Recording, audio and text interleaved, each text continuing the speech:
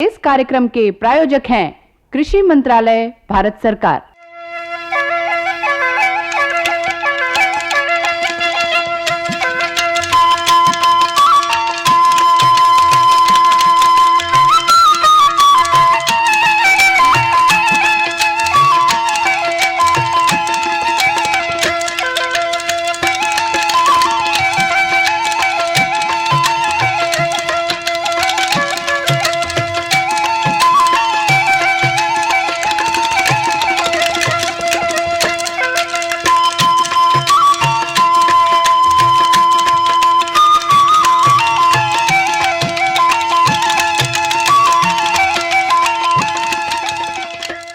हर जोखिम से निकल कर फसल आए, सुरक्षित हो जाए। फसल बीमा से हर किसान अब आत्मनिर्भर हो जाए। संकट के समय प्रधानमंत्री फसल बीमा योजना किसानों के लिए वरदान है। अब सूखा पड़े या बाढ़ आ जाए, कोई डर नहीं। अब ओले पड़े या कीट पतंगे फसल खा जाए, कोई फिक्र नहीं, क्योंकि हमने लिया है प्रधानमंत्री फसल बीमा। बुआई से फसल कटाई तक हर जोखिम का दावा, न्यूनतम प्रीमियम पर अधिकतम भुगतान का वादा। योजना से हर साल जुड़ रहे हैं 5 करोड़ से ज्यादा किसान। अब आपकी है बारी। नजदीकी कृषि कार्यालय, सहकारी समिति, बैंक शाखा, अधिकृत बीमा कंपनी या जन सेवा केंद्र में स्वेच्छा से करा सकते हैं पंजीकरण। फसल बीमा पोर्टल या फसल बीमा ऐप द्वारा भी कराया जा सकता है पंजीकरण। प्रधानमंत्री फसल बीमा योजना, आपकी फसलों का संपूर्ण सुरक्षा कवच। कृषि एवं किसान कल्याण मंत्रालय, भारत सरकार।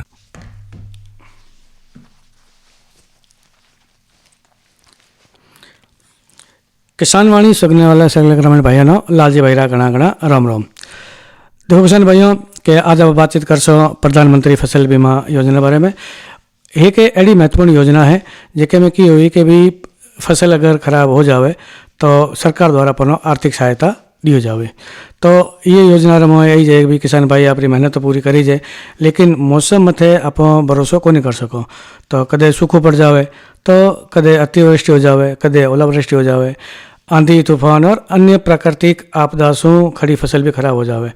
अड़ी स्थिति में किसान जो आर्थिक नुकसान उठाना पड़े, तो ये जोखिम न कम करने खातिर प्रधानमंत्री फसल बीमा योजना एक महत्वपूर्ण किसान वास्ते सुरक्षा कवच है।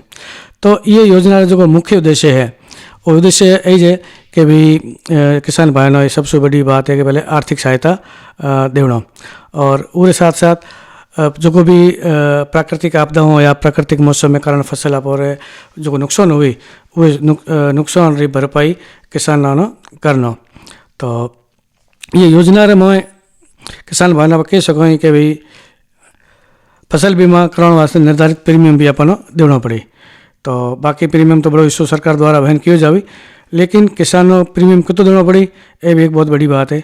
तो सामान्यतः किसान द्वारा जो दे प्रीमियम हुई उस दौरान इस जो खरीफ फसल है उनमें 2% है, रबी फसल है उनमें 1.5% है, और वार्षिक वाणिज्यिक जो बागवानी फसल है उनमें 5% है। बाकी स्वीकृत प्रीमियम केंद्र और राज्य सरकार द्वारा जो भी दर निर्धारित हुई वो हिसाब से दियो जाए। और दूसरा यह है कि भी किसान जो अपनी फसल है, क्षेत्र है, अधिसूचित योजना है और मौसम रे अंतिम अधिसूचना अनुसार ही वास्तविक प्रीमियम और अंतिम तारीख जरूर जांचनी चाहिए। और सबसे बड़ी बात यह भी है कि भी किन परिस्थितियों में अपन फायदो मिल सके। तो देखो योजना के अंतर्गत जो भी आप अधिसूचित फसलों है जर मोए जोखिम और नुकसान री बीमा सुरक्षा मिल सके, उर मोए जी सूखा, बाढ़, जल भराव, ओलावृष्टि, चक्रवात, तूफान और अन्य प्राकृतिक आपदाएं में शामिल हो जावे। और कुछ परिस्थितियों में बुआई नहीं हो पावे या खड़ी फसल को नुकसान हो जावे, और कटाई के बाद कुछ निर्धारित परिस्थितियों में जो को नुकसान हुई उन भी में प्रावधान है। और फसल खराब होने में किसानों सब की करना चाहिए। देखो सबसे पहली बड़ी बात है कि जब भी फसल खराब होए तो नुकसान हुए तो इस वास्ते ही है कि जो भी समय सीमा है उस हिसाब से अपना संबंधित जो भी बीमा कंपनी है, बैंक है, कृषि विभाग है या सरकारी माध्यम से तुरंत अपन संपर्क करना चाहिए। और किसान न जो भी जानकारी अपने पास रखना बहुत ज़रूरी है। एक तो किसानों कने अपना मोबाइल नंबर और दूसरो आधार और बैंक संबंधी सभी जानकारी और बीमा पॉलिसी या आवेदन री जानकारी, खेत और फसल रो विवरण और नुकसान री तारीख और कारण। देखो नुकसान री सूचना दिनम देरी अपन कोनी करनी और अपन जो भी नुकसान हो है और अपन मोबाइल से वीडियो भी बनाना है और उर बाद ही अपन सूचना पूरी जो भी संबंधित विभाग है वो तो अपन देनी है। और फसल बीमा कराते समय केवल प्रीमियम कट जाने मथे निर्भर कौन रहना अपन और जो अपोरी फसल है और बारे में अपन जो अपोरी गांव क्षेत्र योजना लागू है या बीमा कंपनी कही है या बीमारी अंतिम तारीख की है या पॉलिसी री आवेदन संख्या पूरी की है, ये चीज़ों अपन पूरी जानकारी होनी जरूरी है।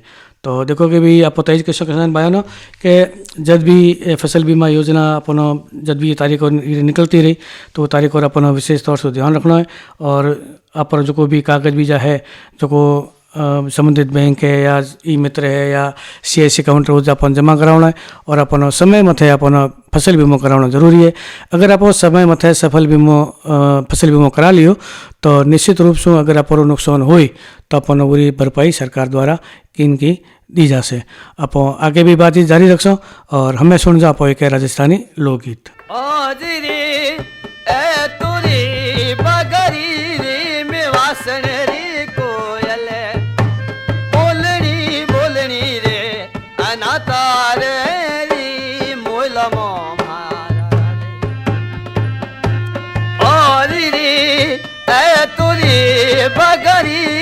में वासन रे कोयल बोलनी रे अनाता रे जी मोला मामा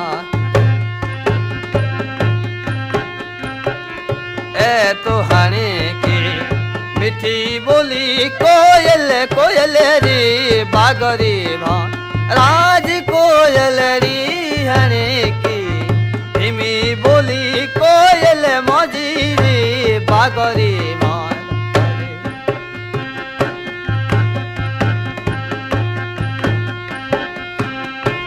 आजरी ए तुरी बल मोधी माँ बोली रोने रो मिले अनाता रे मोल मारा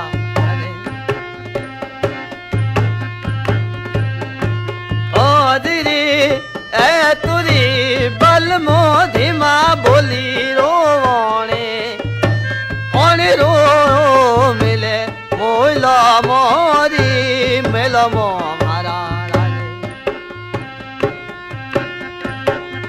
ए तो हने की देवी बोली कोयल मौजी री बागरी मोरा राज कोयल री हने की देवी बोली कोयल री बागरी मोरा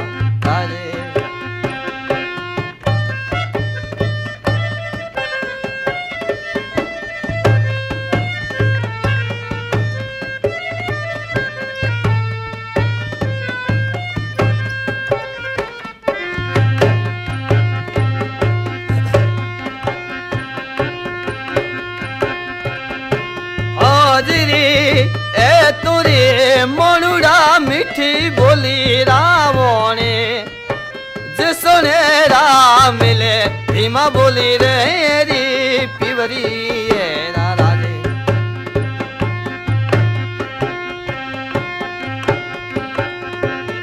तो हने की मिठी बोली भक्ति अलरी री मोला मार राज कोयल री हने की धीमी बोली स्वरूप रे देश मारा राजे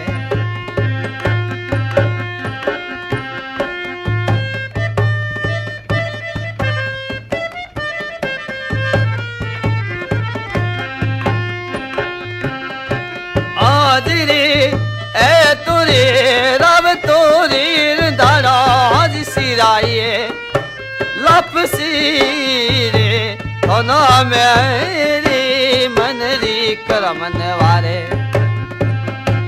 हाजरी ए तुरी रब तोरी दारा रे सीरा लपसी रे मनरे री कर मने वारे देव तो हरे के मीठी बोली कोयलरी रे बागरी मोरा राज कोयलरी हरे की धीमी बोली कोयल मौजी रे बागरी मोरा राजे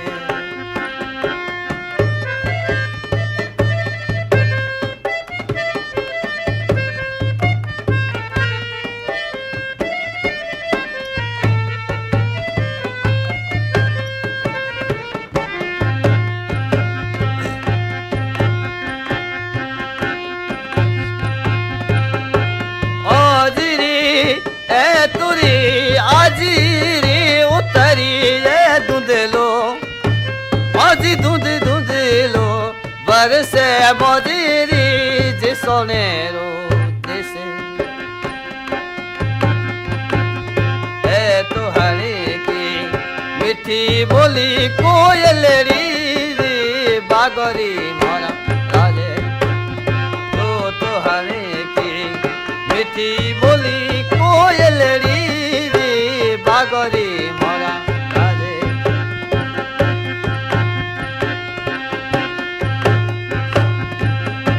हाजरी ए तुरी बगरी रे मिवासड़ हरी कोयले बोलनी बोलनी रे अनातारे री मेलो मो मारा राजे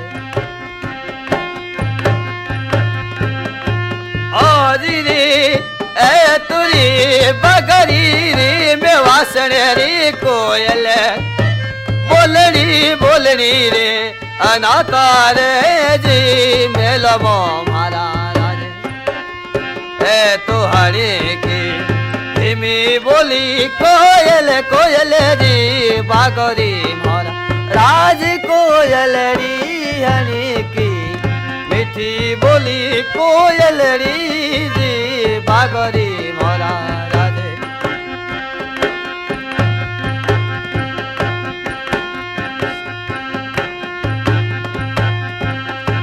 हाजरी ए तुरी दिसरी परी दिसोरा मुंडा बदले रे मिले जिसोने रारी री परदेसी ए तो हरे की धीमी बोली कोयल री बागरी बात राज कोयल री हरे की धीमी बोली कोयल मौजी रे बागरी मोरा राजे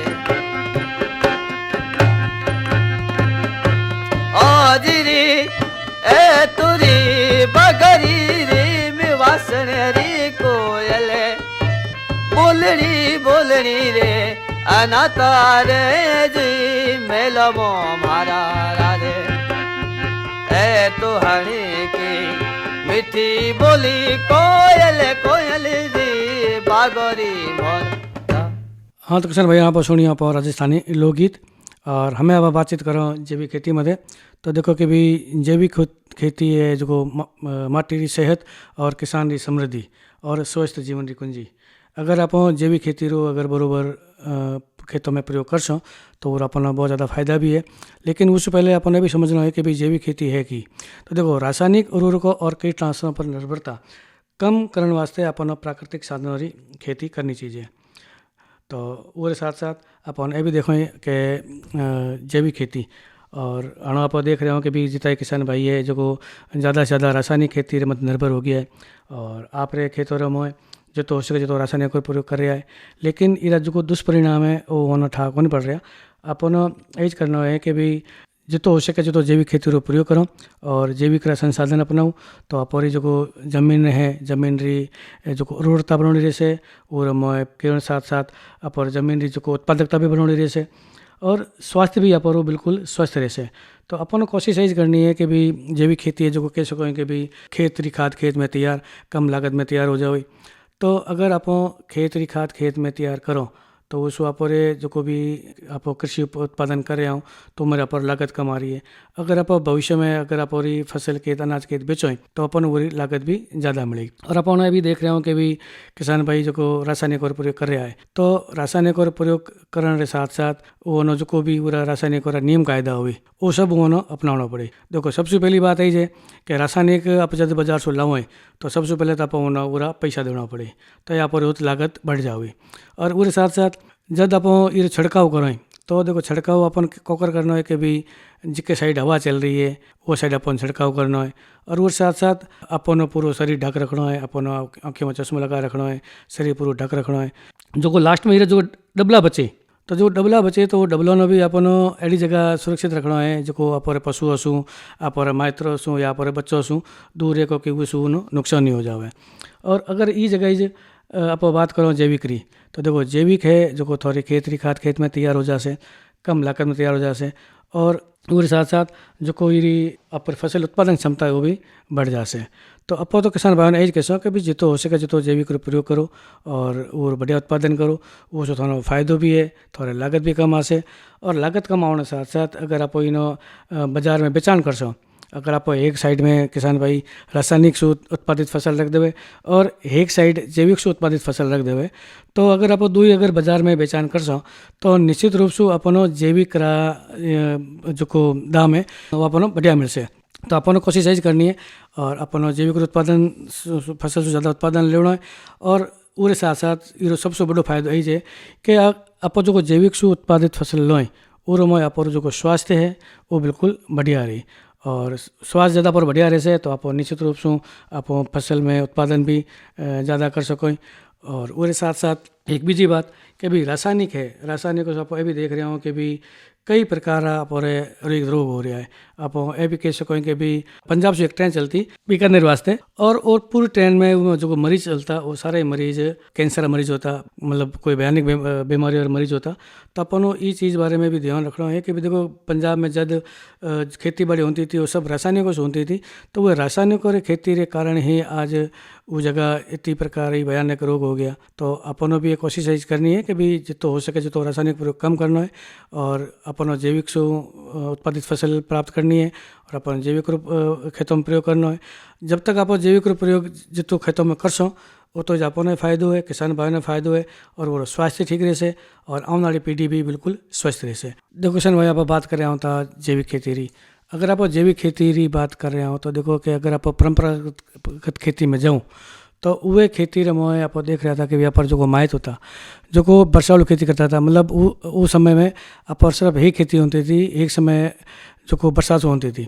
और उर में आप पूरा जो जैविक कम होता तो मतलब गोबर की बात कर सको और गौमूत्र की बात कर सको, मतलब कुल टोटल जैविक कम होता तो। और वो परंपरागत खेती सुई जा पर उत्पादन होता तो और उस समय न तो कोई गंभीर बीमारी होती है न कोई बात होती।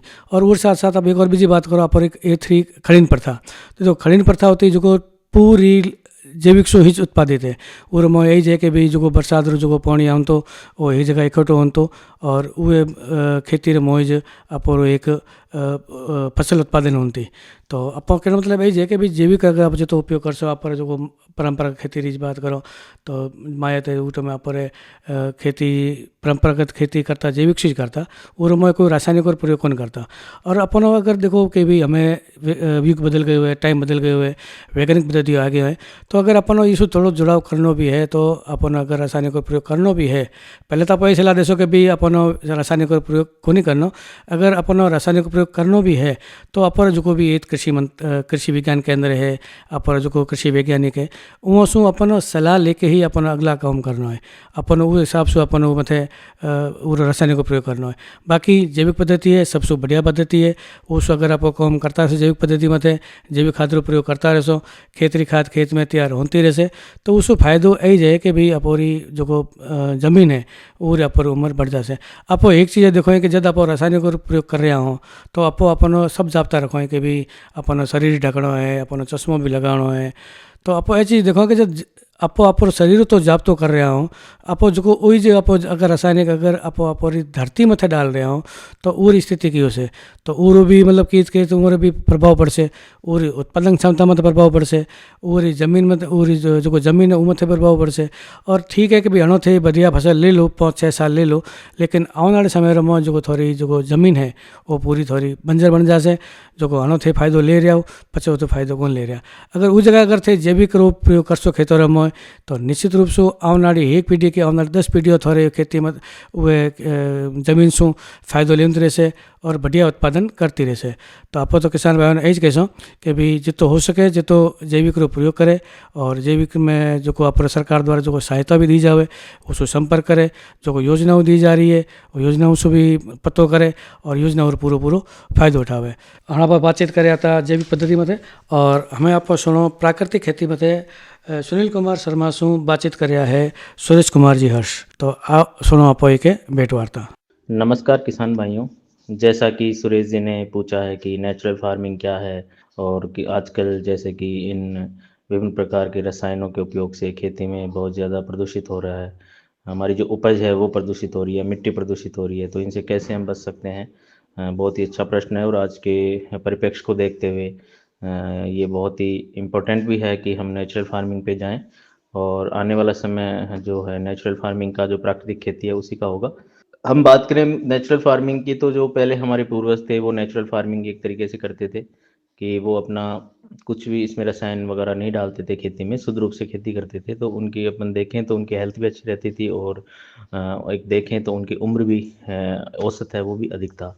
इसी को देखते हुए हम सबसे पहले तो नेचुरल फार्मिंग की परिभाषा की बात करें तो जो प्राकृतिक खेती है वो एक तरीके से रसायन मुक्त ऐसी खेती है जिसमें हम प्रकृति से पाए जाने वाले जो भी अपने अवयव हैं, जो भी पेड़ पौधे हैं प्रकृति में पाए जाने वाले या अन्य चीज़ हैं, या फिर अपन बात करें कि गो गो गो की खेती, गाय से खेती आजकल इसका भी बढ़ रहा है। तो गाय के जो भी अपने मूत्र हैं, अपना जो उसका गोबर है, तो उनका उपयोग करते हुए खेती करना, तो उसका भी एक अपना ही महत्वपूर्ण अपने खेती में काम कर रहे हैं इसमें। तो इन सभी चीज़ों को उपयोग करते हुए खेती को एक रसायन मुक्त जहर मुक्त बनाना ही प्राकृतिक खेती का कहलाता है।